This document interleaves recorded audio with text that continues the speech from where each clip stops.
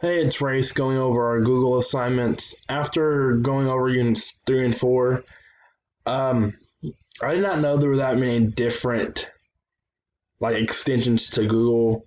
When I was going to high school, when we used Google Classroom a lot, it wasn't that advanced yet, I believe, but now it is that advanced, and I didn't know that there was Google Chat. I knew there was Google Slides and um, Google Docs.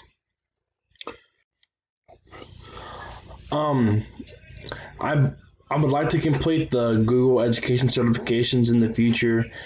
I think with COVID and social distancing right now, that it would be very helpful to do.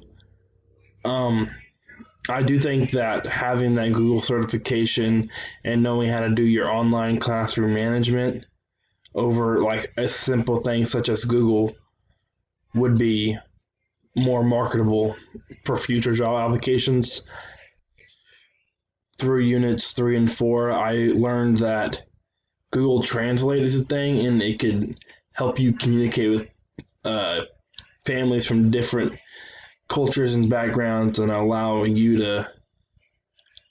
Google to handle the translations while you just focus on giving the information that you have for the parents.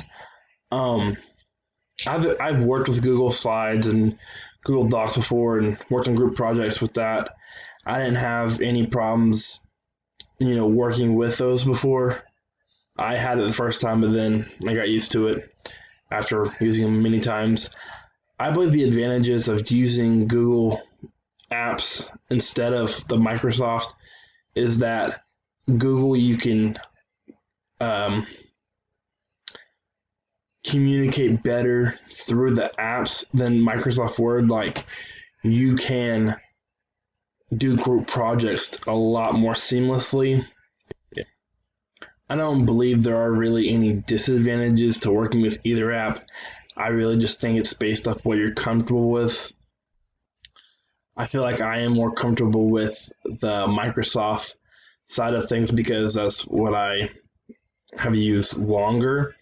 But as I grow with Blackboard and things like that, I feel like Google might become more of a strong suit that I need to get into because group projects are way easier using Google applications other than the Microsoft.